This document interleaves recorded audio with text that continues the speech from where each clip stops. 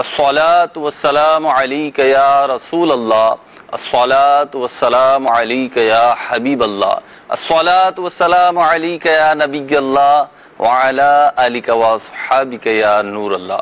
مدنی channel کے ناظرین، اس وقت آپ سلسلہ دیکھ رہے ہیں احکام تجارت، اور اس سلسلے کی انفرادیت، خصوصیت اور امتیاز یہ ہے کہ اس سلسلہ خصوصی طور پر کاروباری مسائل کے حوالے سے، تجارتی مسائل کے حوالے سے اور مالی معاملات، مالی لین دین جو ہے جس میں آپ کی کوئی نہ کوئی صنعتی حوالہ ہوتا ہے یا کوئی نہ کوئی کاروباری معاملہ ہوتا ہے جس کے اوپر آپ کو کوئی اشکال ہے، کوئی سوال قائم ہوتا ہے اور آپ فقہی طور پہ، شرعی طور پہ رہنمائی چاہتے ہیں، تو الحمدللہ عز و جل ہمارے ساتھ مفتی علی اصغر اتاری مدنی مدظر اللہ العالی تشریف فرما ہوتے ہیں، اور انشاءاللہ عز و جل آپ کی کالز ہوں گی، آپ کے سوالات ہوں گے اور مفتی صاحب کے جوابات ہوں گے۔ مدنی چینل کی اسکرین پہ اس وقت آپ نمبرز دیکھ رہے ہیں، ان نمبرز پہ آپ کالز بھی کر سکتے ہیں، واٹس ایپ بھی کر سکتے ہیں اور میسیجز بھی کر سکتے ہیں۔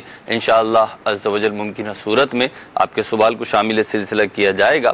نبی کریم رؤوف الرحیم صلی اللہ علیہ وسلم پر درود و سلام پڑھنے کے حوالے سے بڑے فضائل و برکات کتب احادیث میں آئے ہیں، چنانچہ الترغیب و ترہیب میں یہ حدیث موجود ہے کہ نبی کریم علیہ الصلوۃ والسلام ارشاد فرماتے ہیں، من صلی علیہ فی یوم الف مرۃ لم یمت حتی یری مقعدہ من الجنہ، یعنی جو شخص روزانہ 1000 بار درود پاک پڑھے گا تو مرے گا نہیں یہاں تک کہ جنت میں اپنا ٹھکانہ دیکھ لے۔ صلو علی الحبیب صلی اللہ تعالی علی محمد صلی اللہ تعالی علیہ وسلم۔ مجھے بتایا گیا ہے کہ آپ کی کالز آ چکی ہیں، تو آپ کی کال ہی سے، آپ کے سوال ہی سے ابتدا کرتے ہیں اور پہلی کال سنتے ہیں، پھر انشاءاللہ عز و جل کال کے ساتھ، سوال کے ساتھ ہی مفتی صاحب کی بارگاہ میں حاضری ہوں۔ جی، اگر ہم کسی ریسٹورنٹ میں کام کر رہے ہوں اور وہاں پر شراب بھی بیچی جاتی ہو، چونکہ ہم باہر کے ممالک میں رہتے ہیں تو یہاں شراب کی خرید و فروخت عام ہے، تو کیا ہمیں وہاں پر کام کرنا چاہیے یا نہیں؟ جواب ارشاد فرما دیں۔ ٹھیک ہے جی۔ الحمدللہ رب العالمین والصلاة والسلام علی سید الانبیاء والمرسلین، اما بعد فاعوذ باللہ من الشیطان الرجیم، بسم اللہ الرحمن الرحیم۔ انہوں نے یہ نہیں بتایا کہ ان کا کیا کام ہے ریسٹورنٹ میں۔ جی، ممکن ہے یہ وہاں پلمبر ہوں، الیکٹریشین ہوں یا سیکیورٹی گارڈ ہوں، یا ایسی ان کی کوئی ڈیوٹی ہو جس کا تعلق شراب کی نقل و حمل سے نہ ہو۔ اگر ایسی ڈیوٹی ان کی ہے وہاں پر کہ شراب نہ اٹھاتے ہیں، نہ سروائیو کرتے ہیں، نہ لین دین کرتے ہیں کاؤنٹر پر کھڑے ہو کر، جی، تو ان کی ڈیوٹی جائز ہوگی۔ لیکن براہ راست اگر ان کی انوالومنٹ ہے شراب کے تعلق سے تو پھر ایسی ڈیوٹی جائز نہیں ہوگی۔ تو یہ دو قسمیں بنتی ہیں، دو تفصیل میں نے بیان کر دی ہے، اس کو سامنے رکھتے ہوئے اپنا معاملہ حل کر لیں۔ ٹھیک ہے، اگلی کال دیجیے۔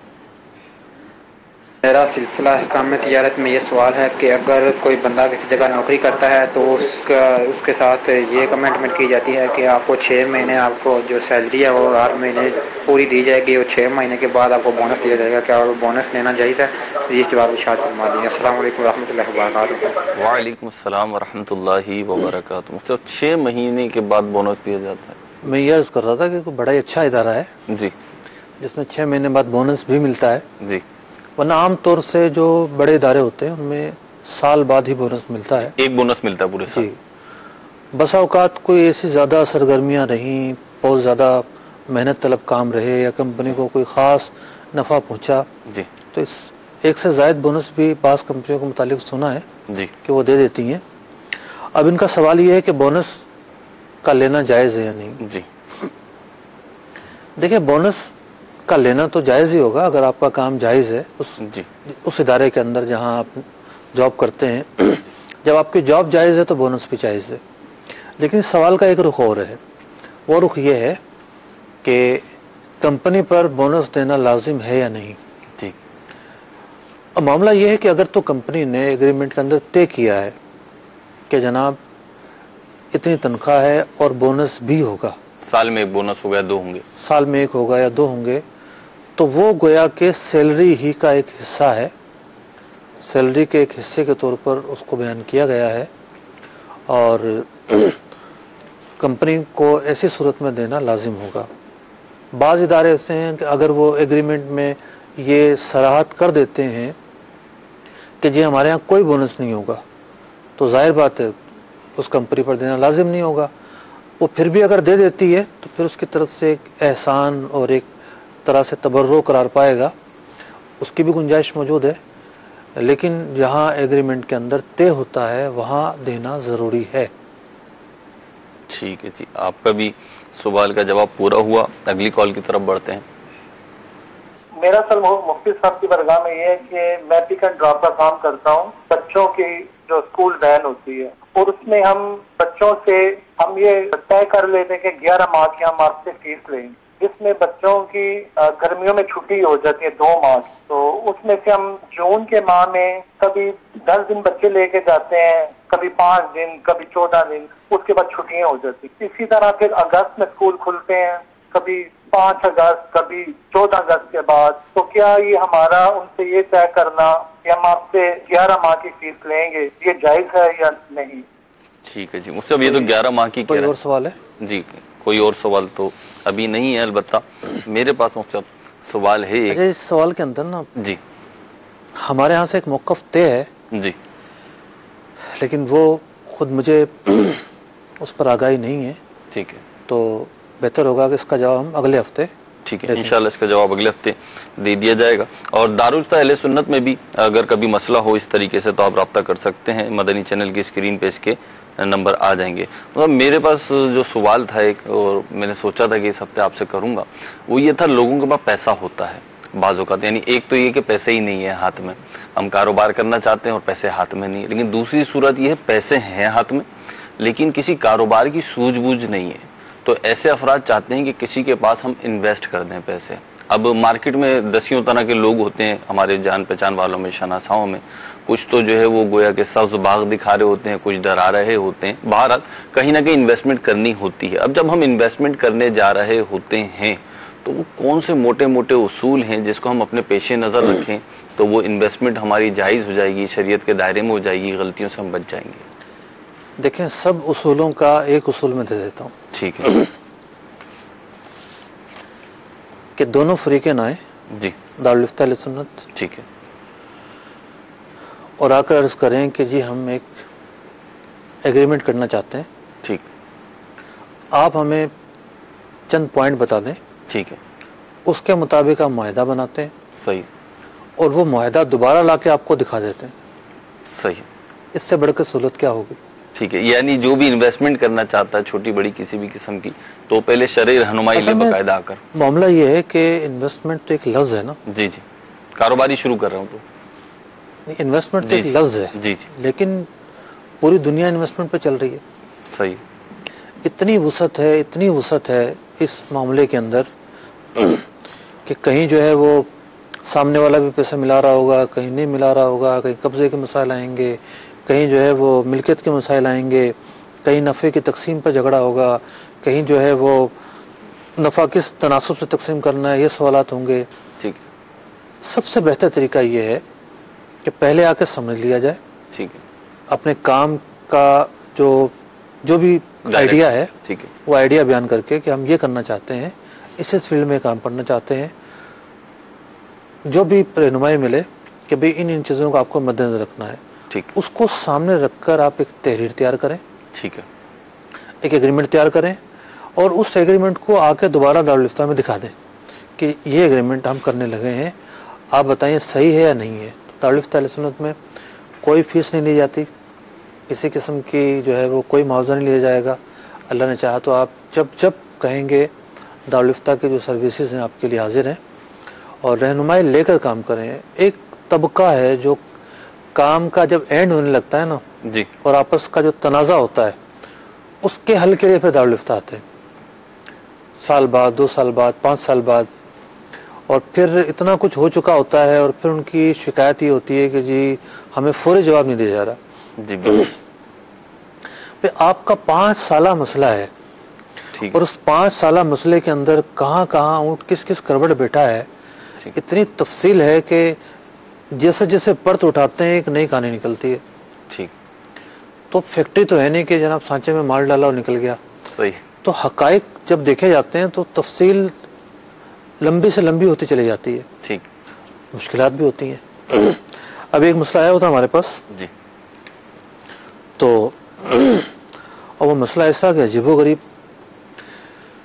کہ اس کے اندر ابتدا جو ہے وہ مداربت بن رہی ہے، پھر بعد میں شرکت شروع ہو گئی ہے، پھر اس کے بعد کچھ اور ہو گیا ہے، اس کے بعد کچھ اور ہو گیا ہے. ٹھیک ہے نا. ٹھیک. کنڈیشن چینج ہوتی ہے. کہانی یہ ہوتی کہ جی ایک نے پیسے دینے تھے، اس نے دیے نہیں، اس نے اپنے پیسے ملائے شروع کر دیا، تو یہ شراکت تھوڑی ہوئی. ٹھیک. پھر بعد میں اس کے پیسے آئے. ٹھیک ہے.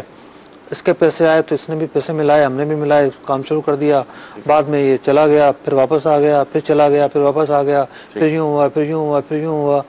اب ان تمام مسائل کے بعد جو ہے وہ کہتے ہیں کہ اب بتائیے شرع رہنمائی کیا ہوگی. خیر حل موجود ہے، ایسا نہیں کہ حل نہیں ہے، لیکن پھر پیچیدگیاں بڑھ جاتی ہیں. صحیح. شریعت مطہرہ کی تعلیمات تو اس لیے ہے نا کہ پیچیدگیاں پیدا ہی نہ ہوں. ٹھیک. آپ سیکھیں، سمجھیں اور عمل کریں. صحیح. کوئی پیچیدگی نہیں آئے گی. ٹھیک. لیکن آخر میں آنے سے پیچیدگیاں پیدا ہوتی ہیں.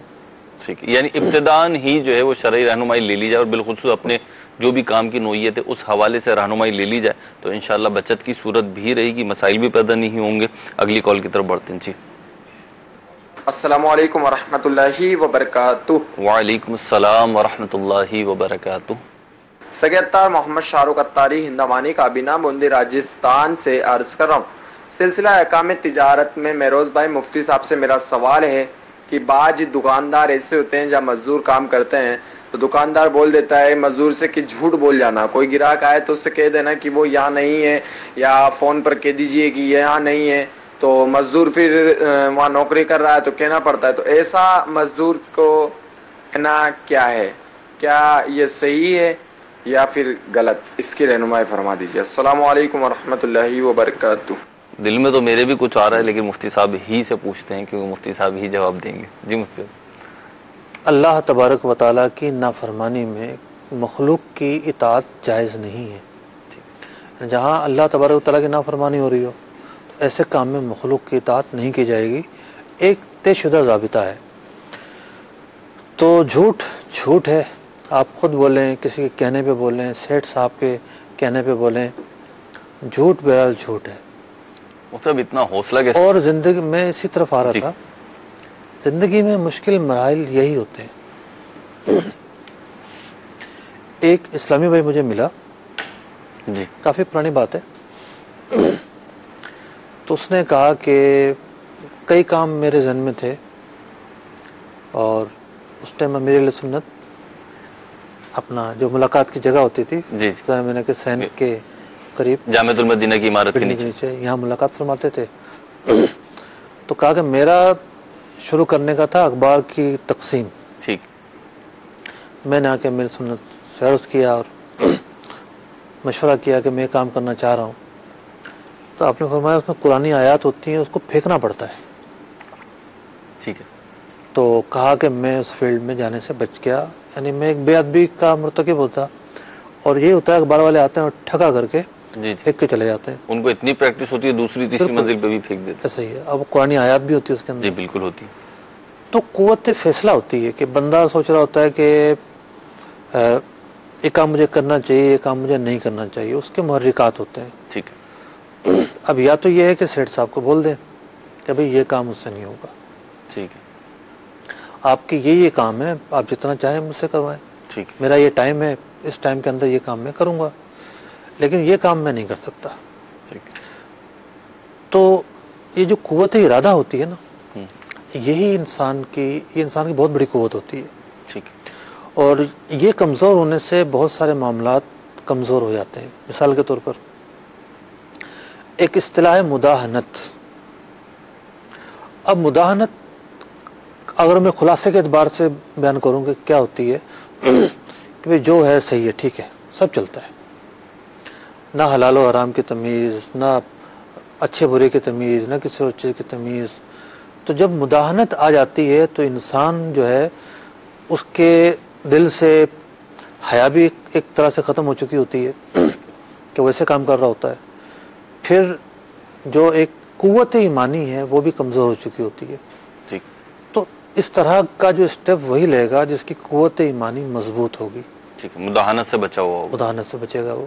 ٹھیک. تو گناہ سے بچنا ہر ایک کے لیے ضروری ہے. ٹھیک. اور وہ بچنا یہ نہیں ہے کیونکہ گناہ سے بچنے میں اصل میں نفس کی کاٹ ہے. ٹھیک. خواہشات کی پیروی کو چھوڑنا ہے. اب بندہ سوچے کہ نہیں جی ذرا ماحول عجیب سا ہو جائے گا، مشکل ہو جائے گی. ایسا نہیں ہوتا کہ سیٹ بولے کہ اگلے دن نوکری سے فارغ ہو. ایسا ہر جگہ نہیں ہوتا. اور اگر کتنے ایسے شعبے ہیں جہاں نماز پڑھنے کی اجازت نہیں ہوگی. جی بعض جگہ ممکن ہے ایسا. اس طرح کے لوگ سوالات پوچھتے ہیں جی کہ جی خاص طور پر بیرون ملک میں پوچھتے ہیں جی. کہ یہاں مسائل ایسے ہیں کہ نماز پڑھنے کی اجازت نہیں ہے. ٹھیک. تو جناب ایسی ڈیوٹی کیسے جائز ہو سکتی ہے صحیح. کہ جو ایک فرض ہے اس سے روکتی ہو. جی. تو یہاں بندے کے سامنے چوائس ہوتی ہے کہ وہ کیا فیصلہ کرتا ہے ٹھیک. اور کس طرف وہ چلتا ہے. ٹھیک. اب وہ جہاں چلے گا اس کا جو ہے وہ کیا کرایا خود ہی بھگتے گا. جی. ایسا تو نہیں ہو سکتا کہ ایک آدمی غلط کرے اور صحیح نتیجہ پائے. اگر غلط کرے گا تو غلط نتیجہ پائے گا. ٹھیک ہے. مطلب ویسے مارکیٹ میں ایک چیز دیکھی وہ میں سمجھتا ہوں یہاں پہ عرض کر دوں ان کی جی. جو ترغیب بھی ہو جائے گی کہ مارکیٹ میں دیکھا کہ جو 2-4 امپلائیز ہیں نا اور ایک آدھ یا دو اس میں سے ایسے جو جھوٹ نہیں بولتے اور نمازی ہیں، اس طرح کا مذہبی ایک ذہن ہے ان کا، اور انہوں نے ایک آدھ دفعہ کہہ دیا کہ نہیں بھائی ہم آپ کا یہ کام نہیں کریں گے. جو جیسے آپ نے فرمایا نا کہ اسے بتا دے کہ یہ کام میں نہیں کروں گا، باقی جو ڈیوٹی آپ بولو میں کروں گا. تو پھر وہ سیٹ ہو یا کوئی بھی ہو پھر وہ اس سے بولتا بھی نہیں ہے، پھر وہ دوسرا بندہ ڈھونڈتا ہے کہ جو یہ کام کر دے گا. تو بہرحال وہ ڈھونڈنا بھی نہیں چاہیے، اسے وہ کروانا ایک الگ میٹر ہے جو بھی اس کا شریعت کا حکم، لیکن یہ بچ جاتا ہے. یہ جب بولے گا تو پھر یہ بچ جاتا ہے. اصل میں یہ معاملہ بڑا نازک ہے. جی. معاف کیجیے گا. یعنی یہ ٹاپک اتنا یوں سمجھے کہ ہاٹ ٹاپک ہے جی. کہ ہزاروں مسلمان اس مسئلے میں اذیت کا شکار ہے. ٹھیک. سیٹ صاحب نے بولنا ہے کہ تم نے جو ہے نا جعلی کھاتے بنانے ہیں. ٹھیک. سیٹ صاحب نے بولنا ہے کہ جناب تم نے جعلی انوائسز بنانی ہے. سیٹ صاحب نے بولنا ہے کہ تم نے جناب ٹیکس کے یہ معاملات چھپانے ہیں. ٹھیک. سیٹ صاحب نے بولنا ہے کہ پارٹی کو جا کے یوں کرنا ہے، یوں بولنا ہے، یوں کرنا ہے. پھر یہ معاملات ترقی پاتے جاتے ہیں. ٹھیک. دھوکے دہی کی صورتیں بنتی ہیں. پتہ ہے کہ جناب یہ چیز ہے، اس کی کوئی وارنٹی نہیں ہے. ٹھیک. ایسا جناب گاہک کو بلا پسلا کر تیار کرنے کا ذہن دیا جاتا ہے. وارنٹی تک بازو کا ظاہر کر دی جاتی ہے، گاہک آتا ہے تو کچھ بھی نہیں ملتا. تو یوں سیٹ صاحب کے کہنے پر لوگ بہت ذہنی دباؤ کا شکار ہوتے ہیں. ٹھیک. ذہنی دباؤ سے نکلنے کا ایک ہی طریقہ ہے، اللہ تبارک و تعالیٰ پر توکل مضبوط کریں. ٹھیک. اور جو اچھائی ہے اس کی اہمیت آپ کے مد نظر ہونی چاہیے، برائی کی جو مذمت ہے وہ آپ کے مد نظر ہونی چاہیے. اسی تناظر میں آپ فیصلہ کر پائیں گے اور قوت ایمانی اسی وقت پیدا ہو پائے گی. اچھا قوت ایمانی جو ہے اس کے لیے صحبت بڑی ضروری ہے. ٹھیک. یعنی انوائرمنٹ صحبت کی مختلف اقسام ہیں. مثال کے طور پر ایک آدمی ہے جو نمازیں پڑھتا ہے مکمل طریقے سے، دینی کتب کا مطالعہ کرتا ہے. اس مطالعے کی برکت سے اس کی قوت ایمانی مضبوط ہے. یعنی اس کی جو صحبت ہے کتابوں میں گزر رہی ہے. ٹھیک. نیک اجتماعات میں شریک ہوتا ہے، نیک لوگوں کے ساتھ اٹھتا بیٹھتا ہے، تو قوت ایمانی جو ہے وہ مضبوط سے مضبوط تر ہوتی چلی جاتی ہے. آپ نے دیکھا ہوگا کتنے سے لوگ ہیں کہ ان کا ماضی کیا تھا، جی. لیکن جب سے دعوت اسلامی کے اجتماعات میں شریک ہوئے، بیانات سنے، اور ان اجتماعات میں جو بیانات ہیں وہ تنوع کے ساتھ ہوتے ہیں. ٹھیک. ایسا نہیں کہ بھئی ہر سال ایک ہی موضوع ریپیٹ ہو رہا ہے. ٹھیک. ہر ہفتے ایک نئے سے نیا موضوع، نیا سے نیا مواد جو ہے قرآن و حدیث کی روشنی میں بیان کیا جا رہا ہوتا ہے. تو کتنے سے لوگ ہیں جو آتے ہیں، سنتے ہیں، پلٹتے ہیں. جی.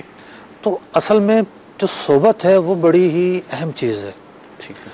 اور ہم نے اگر ہم قدیم زمانے کی طرف نظر کریں جی تو لوگ بزرگان دین کی صحبت میں آتے تھے اور بدلتے تھے. ٹھیک ہے. تو صحبت میں آ کے ایک ماحول چینج ہوتا ہے. صحیح. بندہ وہ سوچ رہا ہوتا ہے یہ کام میں کبھی نہیں کر سکوں گا، لیکن اس کے بعد وہ کام فوراً ہو جاتا ہے. وہ اسٹیپ لیتا ہے، ٹھیک. وہ اسٹینڈ لیتا ہے، اور اس کی جو قوت ایمانی ہے وہ بیدار ہوتی ہے، مضبوط حوصلہ بھی بڑھتا. جی ٹھیک ہے. کافی تفصیلی جو ہے مفتی صاحب نے جواب ارشاد فرمایا، اور یہ صرف شاہ رخ بھائی آپ کے لیے نہیں، دیگر بھی جو جیسے مفتی صاحب نے فرمایا بھی اس قسم کے افراد ہیں اس قسم کے معاملات میں، وہ بھی ان سے رہنمائی لے سکتے ہیں۔ اگلی کال کی طرف بڑھتے ہیں۔ حضور میرا نام منور اتاری ہے اور میں پنجاب پولیس سے تعلق رکھتا ہوں۔ پرندے پالنا، طوطے اور کبوتر وغیرہ فینسی جو ہوتے ہیں تو یہ میرا شوق بھی ہے، اور جب ان کی بریڈ یعنی ان کے بچے وغیرہ نکلتے ہیں تو وہ بیچ بھی دیتا ہوں۔ اس میں جب میں اپنے پرندہ یا جوڑے بیچتا ہوں، کسی کو گاہک کو دکھاتا ہوں، تو کیا یہ اس کو بتاؤں کہ نر میں فالٹ ہے، یا بعض اوقات پرندے میں جو ماں ہوتی ہے اس میں فالٹ ہوتا ہے کہ وہ انڈے تو دیتی ہے اور بیٹھتی بھی ہے لیکن بچوں کو پالتی نہیں ہے، فیڈ صحیح طریقے سے نہیں کراتی ہے، تو گاہک کو جب بیچوں گا تو یہ کیا بتانا میرے لیے ضروری ہے؟ کہیں ایسا تو نہیں کہ مطلب اگر میں نہ بتاؤں تو اس میں یہ کہ اپنے پرندے کا عیب چھپا